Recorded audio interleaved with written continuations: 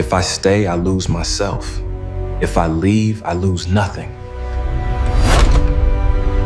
We were at the Hendersons' house for their annual autumn party. My wife Jennifer loved these events more than anything. Their place in the historic district was perfect for entertaining. 3 stories of elegant rooms filled with her colleagues and friends, wine flowing freely, conversations buzzing through every floor of that carefully decorated Victorian home. I'd been to enough of these gatherings to know exactly what my role was. Show up, smile politely, nod along to conversations, try not to take up too much space or draw attention to myself. But something felt different that night from the moment we walked in. Every single time I opened my mouth to speak, Jennifer would roll her eyes at me. These weren't subtle little glances either. They were full, dramatic gestures, theatrical movements that made the people standing around us shift their weight uncomfortably and look away. I'd mention an article I'd read about urban development, and she'd sigh loud enough for people 3 feet away to hear. I'd try to join a discussion about the new art exhibition that had just opened at the museum downtown, and she'd immediately pull out her phone and start scrolling through it like I wasn't even there. When I attempted to engage with her coworkers about their projects, she'd physically step away from me and move to put distance between us in the room. I kept telling myself I was overthinking the whole thing, being too sensitive like I always was. Everyone has bad days, right? Maybe she was stressed about something at work or tired from a long week. I made excuses for her behavior because that's what you do when you don't want to face the uncomfortable truth that's staring you right in the face. Then Sarah Martinez, one of Jennifer's friends from the gym, asked the question that changed absolutely everything. We were standing in the living room with maybe 7 or 8 people gathered in our circle. I'd just finished saying something about this documentary I'd watched about city planning and infrastructure, trying to contribute something meaningful to the conversation, and Jennifer did it again. That eye roll, that dismissive wave of her hand that made me feel like I was physically wasting oxygen just by existing in that space. Sarah noticed. She tilted her head slightly, genuinely curious, and asked Jennifer directly why she kept doing that. Jennifer took a slow sip of her wine and asked what she meant, playing innocent. Sarah explained clearly that she'd been rolling her eyes every single time I spoke tonight, maybe 6 or 7 times already that evening, and it was noticeable to everyone standing there. The conversation around us didn't stop completely, but it definitely got quieter. People suddenly became fascinated with studying their drinks or examining the paintings hanging on the walls. Everyone was listening, though, waiting to see what would happen next, how Jennifer would respond to being called out like this. Jennifer laughed. Not an embarrassed laugh or a nervous giggle. A comfortable, casual laugh like Sarah had just asked her about the weather or commented on the appetizers. She said it was because I'm boring. Just like that, 3 simple words delivered like a basic fact that everyone in the room already knew, and we were all just being polite by not mentioning out loud. Some of her friends laughed awkwardly, that uncomfortable sound people make when they don't know what else to do in a situation. Others looked away quickly and studied the furniture intensely. But Jennifer just stood there, completely at ease with what she'd just said. Like it wasn't a devastating thing to say about your husband in front of a room full of people. Like it was no big deal at all. Something clicked inside me in that moment. Not anger exactly, not yet anyway. More like this cold, clear understanding of what had just happened and what it meant. This was what she actually thought of me. Not in a private argument behind closed doors or a moment of frustration when she was upset. Just as a basic truth, she was perfectly fine sharing with a room full of our friends and her colleagues, and from the way her friends reacted, the awkward laughs and averted eyes, this clearly wasn't news to them. They'd heard her say this before, probably multiple times. They'd heard her talk about her boring husband, and they'd nodded along or laughed or maybe even agreed with her assessment. I stood there holding my glass of wine and realized something else that hit me like a punch to the gut. I wasn't boring, not at all. I read constantly, everything from history to current events to fiction. I followed what was happening in the world and could discuss politics, architecture, books, films, local developments. I had genuine interests and opinions and thoughts about the world around me. But absolutely none of that mattered to her anymore, if it ever had. I finished the rest of my drink in one swallow, set the glass down carefully on the nearest table, looked directly at Jennifer, and said I'd go bore someone else then. I walked toward the front door at a normal pace, not running away or storming out dramatically, just leaving with whatever shred of dignity I still had left. Behind me, the room erupted in uncomfortable murmurs and hushed conversations. Someone called my name. I think it was Sarah, actually. I kept walking and didn't turn around. The October air hit me like a slap when I stepped outside into the night. Cool and clean and real after the suffocating atmosphere of that party. I got in my car and just sat there for a moment with my hands on the steering wheel, staring at nothing in particular, trying to process what had just happened. My phone started buzzing in my pocket almost immediately, but I ignored it. I wasn't ready to deal with that yet. I wasn't going home either, not yet. I needed space to think. I drove to a neighborhood bar across town where nobody knew me, the kind of place where you could sit quietly with a beer and think without anyone bothering you or asking questions. The bartender gave me a simple nod, poured a draft beer without me having to order, and left me completely alone. Perfect. I finally checked my phone after I'd taken a few sips of my beer. 5 messages from Jennifer, one after another. Where did I go? This was so embarrassing. Everyone at the party was asking where I went. Could I just come back, please? Why was I being like this and making a scene? Not one single message asking if I was okay or saying we needed to talk about what just happened. Just concern about how my leaving made her look to other people, about the social embarrassment of her husband walking out of a party. I typed back a simple response. Told her she could tell everyone I went somewhere interesting away from her. Then I silenced my phone completely and ordered another beer. I sat there at that bar for the next 2 hours thinking about the past year of our marriage, really examining it honestly for the first time. When exactly had I gone from being her husband to being someone she merely tolerated in public? When had everything I said become something to dismiss and mock instead of engage with? I thought about all the dinners and parties and gatherings where she'd talk over me when I was speaking, redirect entire conversations away from any topics I cared about, sigh dramatically when I started telling a story like I was using up her limited patience just by daring to exist and speak. I'd adapted over time without even realizing it was happening. I'd started talking less and less, participating less in group conversations, making myself smaller and smaller at social events. I thought maybe if I just found exactly the right balance, the right way to be, she'd finally see me differently and start treating me with basic respect. But that was the fundamental problem I'd been missing. She already saw me exactly how she wanted to see me, and no amount of trying or changing myself was ever going to make any difference. By 11 o'clock that night, I'd made my decision about what I needed to do. I pulled out my phone and booked a hotel room at a place downtown, somewhere to sleep that wasn't our shared apartment, somewhere I could think clearly without her presence filling every corner of the space. I texted Jennifer just once saying I was staying somewhere else tonight and we'd talk tomorrow. She called immediately. I let it go straight to voicemail. She called 3 more times before I finally turned off my phone completely. The hotel room was generic but clean and quiet. King bed, small desk, window overlooking the city lights below. I lay on top of the covers, fully clothed, staring at the ceiling, completely unable to sleep. My mind kept replaying not just that evening, but months and months of gatherings where I'd felt increasingly like an unwelcome guest in my own marriage. The thing about patterns is you don't see them clearly when you're inside them, living through them day by day. You make excuses for bad behavior. She's tired, she's stressed about work. She had a really long week.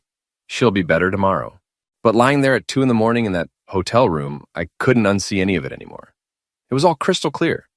At every party, every dinner, every single social gathering we attended together, she was engaged and animated, and fully present with absolutely everyone except me. With her friends and colleagues, she laughed and joked and contributed enthusiastically. With me, she was just tolerating my presence, managing the inconvenience of me, waiting impatiently for me to stop existing so loudly in her space. How long had I been apologizing just for taking up space in the world? How many times had I made myself smaller to try to accommodate her obvious disdain? I finally fell asleep around 4 a.m. and woke at 7 to bright sunlight streaming through the hotel curtains. For just a moment, I forgot where I was. Then it all came rushing back. I ordered room service, just coffee and toast, and sat by the window watching the city slowly wake up below me. People heading out to Sunday brunch, couples walking their dogs, everyone going about their normal lives, while mine was actively falling apart. Except it didn't actually feel like falling apart. It felt more like waking up from a long sleep. By that morning, I knew exactly what I needed to do next. I wasn't angry anymore, just completely done. I left the hotel around 9 and drove to the big park across town. I needed to walk, needed to move my body, and think through everything clearly. The park was quiet on Sunday morning, just a few early joggers and people walking their dogs. The fall leaves crunched satisfyingly under my feet as I walked the winding paths. Thinking through all the practical details of what I needed to do next, we rented our apartment together.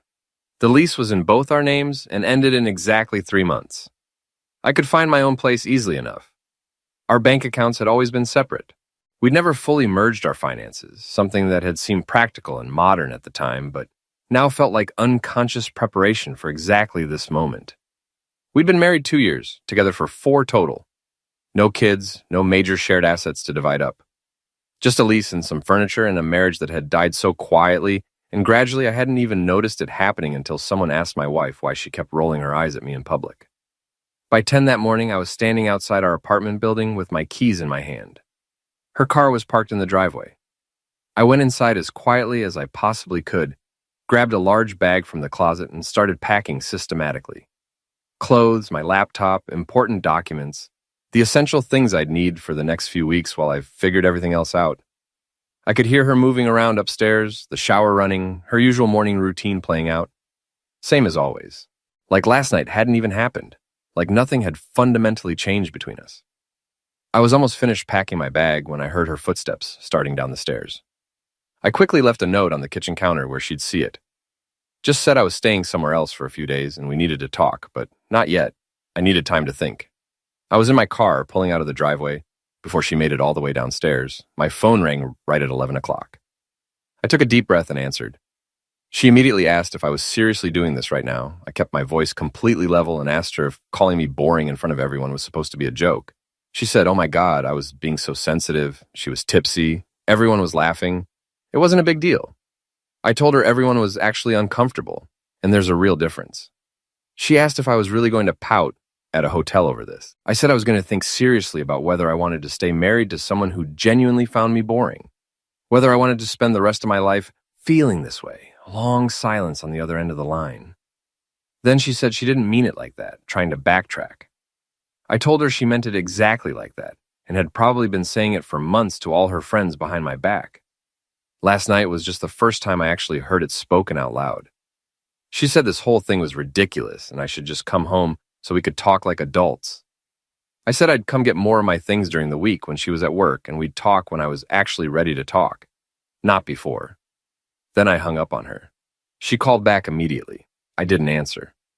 Over the next week, I went back to the apartment 3 separate times, always when I knew she was at work.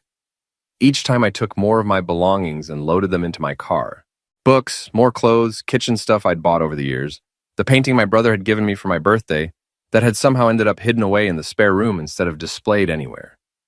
She texted me constantly throughout the week. "Are we really not going to talk about this like adults? This is so childish." "Fine, whatever, do what you want. Can we please just talk about this?" I responded exactly once with a simple message. Saturday, 10 a.m. at the Main Street coffee shop. I spent that entire week apartment hunting whenever I had free time. I finally found a 1-bedroom place in a neighborhood I'd always really liked. Younger and more artistic, with the kind of independent coffee shops and bookstores I actually enjoyed spending time in. I signed the lease that same day, set up all the utilities to be in my name, arranged automatic payments for my half of our current apartment bills through the end of our lease, so she couldn't complain I wasn't paying my share. I also called a lawyer to understand my options going forward. Not for divorce papers, not yet anyway. Our state required a full year of separation before you could even file for divorce. But I wanted to understand exactly what I'd need to do to make this separation clean and legal. The lawyer was practical and straightforward about it all. No kids, very limited shared assets, both of us employed with our own incomes. It would be completely straightforward. We'd need to live separately for a year, document that separation, then file the paperwork when the time came. Simple, clinical, done. By the time Saturday morning came around, I'd already moved more than half my stuff to the new apartment. I arrived at the coffee shop 15 minutes early, chose a table near the big front window, and ordered an Americano. The place was busy with the usual weekend morning crowd. The espresso machine hissed and steamed constantly. People talked and laughed, and went about their normal Saturday mornings while my life was changing completely. Jennifer arrived exactly 10 minutes late, and I could tell she'd put significant effort into her appearance. Hair perfectly done, makeup applied carefully, wearing one of her best outfits. The version of herself she always showed to the world when appearances mattered. She sat down across from me and immediately said, "Okay, I'd made my point. I'd been dramatic enough. Could we please just move past this now?" I told her calmly this wasn't drama or theatrics. This was me deciding I deserved better treatment than this. She asked better than what exactly? She'd made one comment at a party. I said she'd made one comment out loud that I happened to overhear. How many times had she said it when I wasn't in the room to hear it? How many times had she told her friends her husband was boring? She looked away and didn't answer. That told me everything I needed to know.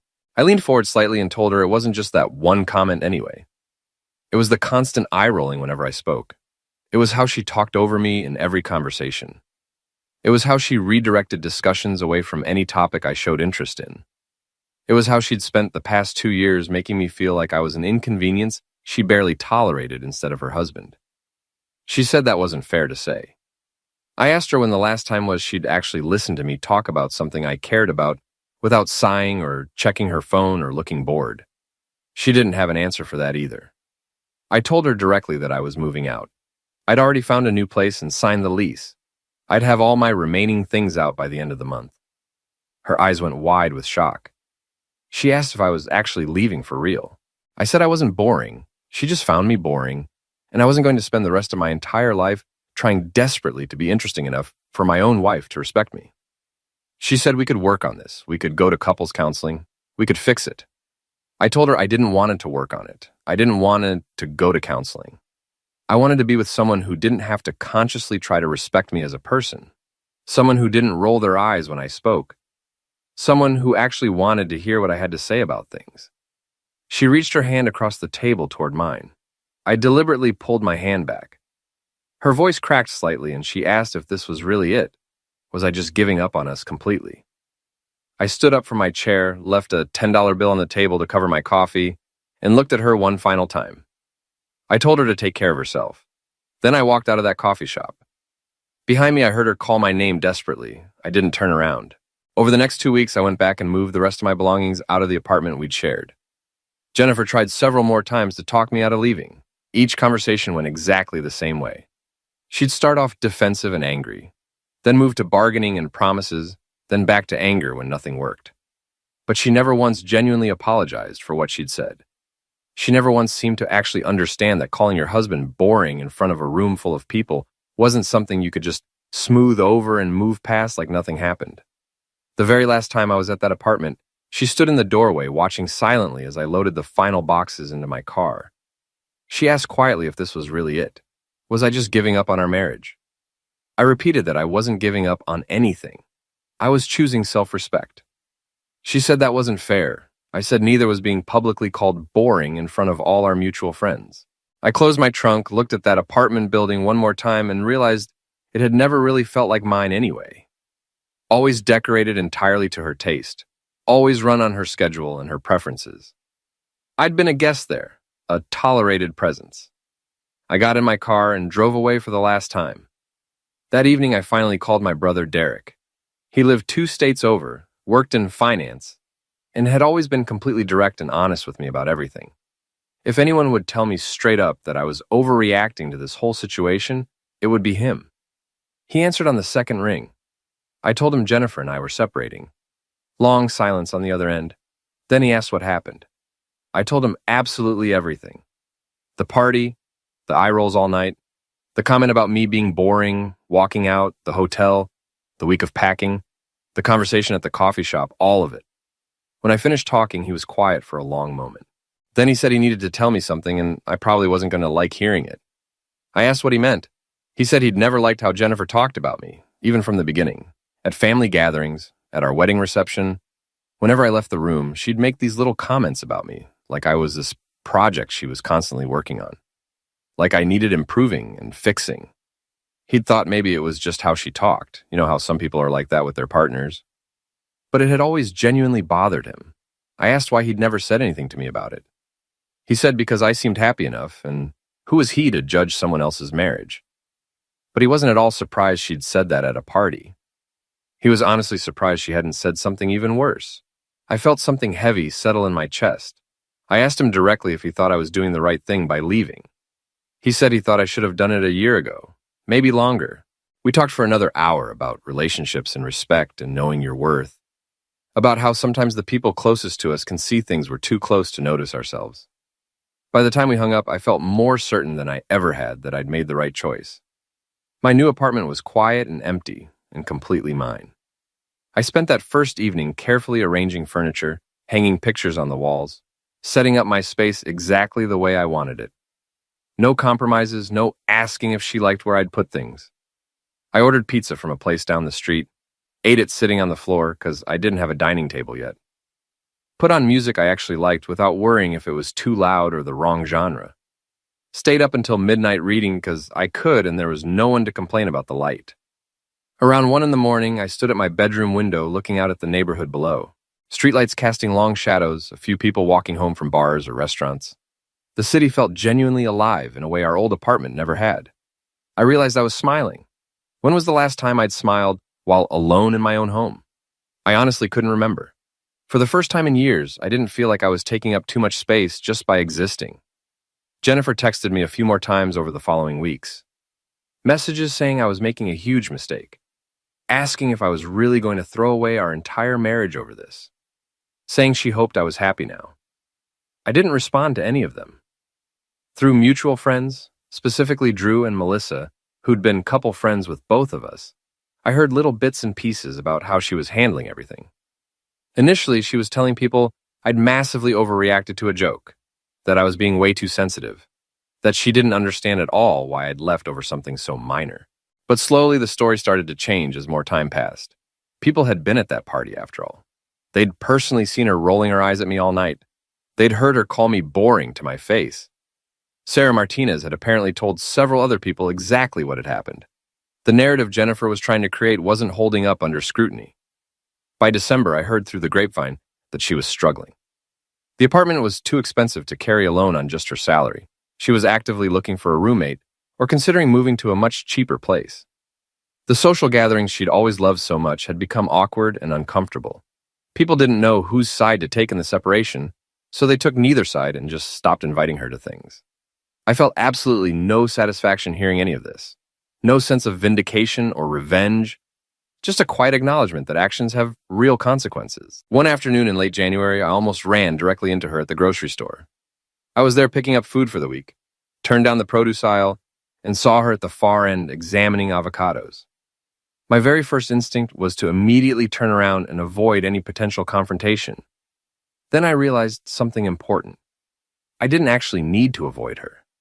I wasn't afraid of her, or afraid of confrontation. I just genuinely didn't want to talk to her. So I continued shopping calmly, moving methodically through my list. Picked up tomatoes, lettuce, some apples, everything I needed. She looked up at one point, saw me standing there and completely froze in place. I nodded once at her, a simple, polite acknowledgement, the kind you'd give a stranger or casual acquaintance. Then I moved on to the next aisle. She didn't follow me or try to talk to me. I finished all my shopping, paid at the register, and left. In the parking lot, I sat in my car for a moment, waiting to feel something. Anger, sadness, regret, anything. Nothing came. She'd become a stranger to me. Just someone I used to know, someone who used to matter. The most remarkable thing about that entire moment was how completely unremarkable it felt. My life had genuinely changed in meaningful ways. I joined a book club that met weekly through the local library. The people there actually engaged with what I said, asked thoughtful follow-up questions, disagreed sometimes, but always thoughtfully and with respect. It felt amazing. One Thursday evening at book club, we were discussing a novel about urban development. I'd read it twice and made notes and had thoughts I wanted to share. The old me would have held back, waited for the perfect moment, worried about taking up too much time or saying something people might find boring. But I wasn't that person anymore. I spoke up early in the discussion, talked passionately about the author's use of architecture as metaphor, how the physical transformation of neighborhoods mirrored the emotional transformation of the characters. I spoke for maybe 3 minutes straight. When I finished, a woman named Claire, sitting across from me, leaned forward with genuine interest. She said that was brilliant. She hadn't even noticed that pattern. But I was absolutely right. The buildings were characters themselves. Others immediately jumped in, agreed and disagreed, built thoughtfully on my observation, asked follow-up questions. We spent 20 minutes on that single thread, diving deep into the text, challenging each other, learning from each other. Nobody rolled their eyes once. Nobody sighed. Nobody checked their phone while I was talking. At the end of the meeting, 3 different people specifically thanked me for my insights. Claire asked if I wanted to grab coffee before the next meeting to discuss the new book we'd be reading. I walked back to my car feeling 10 feet tall. This was what real conversation was supposed to feel like. This was what basic respect looked like. I also started hiking on weekends with a group I found online. The first hike I showed up early, genuinely nervous about meeting new people, worried I'd somehow be boring there too. A guy named Tyler introduced himself first, then others whose names I tried hard to remember. Within minutes, I was deep in conversation with people about the best trails in the area, books we'd all read, the geological history of the park itself. At one scenic viewpoint overlooking the river, I mentioned something I'd read about the geological formations, how the valley had been carved out over thousands of years by water and ice. I was talking a lot and suddenly started to trail off, worried I was being boring. Someone immediately told me not to stop. It was fascinating. Another person asked how I knew all this stuff. I said I just read a lot. Tyler said to keep reading and keep sharing because it was way better than their usual hikes, where they just complained about work the entire time. Everyone laughed, including me. We hiked for 3 hours that day. At the end, 5 different people asked when I was coming on the next hike. 2 people exchanged numbers with me to send trail recommendations. I drove home tired, covered in mud, and happier than I'd been in months. I reconnected with old friends I'd somehow lost touch with over the years. Friends who genuinely enjoyed my company, laughed at my jokes, asked my opinion on things, and actually wanted to hear the answer. My friend Marcus was one of them. We'd known each other back in college and completely lost touch. When I reached out after the separation, we picked up our friendship like no time had passed. One evening, he called me stressed about a work presentation he had to give. He was nervous about it, didn't know if his ideas were good enough, kept second-guessing himself. I listened carefully, then told him his ideas were actually solid. He was just afraid of taking up space in that room. Long silence. Then he asked how I knew that. I said because I'd spent 2 years apologizing for existing and knew exactly what it looked like. We talked for over an hour about confidence and respect and knowing your worth, about how the right people will want to hear what you have to say. At the end, he said he was really glad we were friends again. He'd forgotten how good I was at this stuff. That meant more to me than he probably knew. I even started dating casually again. Nothing serious yet, just coffee dates and walks around the harbor, conversations with people who seemed genuinely interested in getting to know me. One date really stood out. Her name was Lisa. We'd matched on an app and agreed to meet for coffee at a place downtown. I told her about the book club, the hiking group, my interest in local history and architecture. I caught myself rambling and immediately apologized for talking too much. She looked genuinely confused and asked why I was sorry. This was interesting. Could I tell her more about the architecture tour I'd mentioned? So I did, and she actually listened, asked real questions, shared her own interests. We talked for 2 full hours. When we finally left, she said she'd really like to see me again. I went home that night and realized I'd automatically apologized for being enthusiastic about things I cared about, for taking up space in a conversation. That was Jennifer's voice still in my head, not mine. I was done listening to it. One Sunday morning at my favorite coffee shop, a woman at the next table asked me about the book I had with me, something about local architecture. We ended up talking for 20 minutes about the historic preservation, about the neighborhoods we both loved, about our favorite buildings in the city. She was engaged, smiling, actually interested in the conversation. We exchanged numbers before leaving. Walking back to my apartment afterward, I thought about that night at the Hendersons' house, standing in that crowded room while my wife told everyone within earshot that I was boring. I thought about how I'd spent literal years making myself smaller, quieter, less, desperately trying to find the right way to be so she'd see me differently and treat me with basic respect. But the problem had never been me at all. Some people think closure requires an apology, a moment where the other person finally understands what they did wrong and says sorry. But I learned that night when I finished my drink and walked out that sometimes closure is just knowing your worth and refusing to settle for anything less than you deserve. Jennifer never understood any of that. She didn't find me boring because I actually was boring. She found me boring because she'd stopped respecting me at some point, maybe had never really respected me at all. Once I saw that clearly, the decision became simple. I didn't need her to see my value. I just needed to see it myself. Everything else took care of itself after that. Now on Sunday mornings, I wake up without any dread. I read my paper at my favorite coffee shop. I talk to people who genuinely want to hear what I have to say. I live in a space that's entirely mine, filled with things I chose myself, organized exactly how I like it. The silence isn't lonely anymore. It's comfortable and peaceful. I'm not angry anymore, not hurt, not lying awake wondering what I could have done differently to save things. I'm just grateful. Grateful for Sarah asking that question at the party. Grateful for the clarity that came from hearing the truth spoken out loud. Grateful for having enough self-respect to walk away from someone who couldn't see what she had. I heard recently that Jennifer moved to a smaller apartment with a roommate to afford rent. She's still going to parties and social events, still telling people I couldn't handle her sense of humor, still completely convinced the problem was me and my sensitivity. I hope she's happy. I genuinely do. But mostly, I just don't think about her anymore at all. Because I'm too busy actually living a life where I'm valued, where I take up exactly as much space as I deserve to take up. Where rolling your eyes at someone's contribution to a conversation would be considered rude, not funny. Turns out I wasn't boring at all. I was just boring to exactly the wrong person. And walking away from someone who couldn't see my value was the most interesting decision I ever made.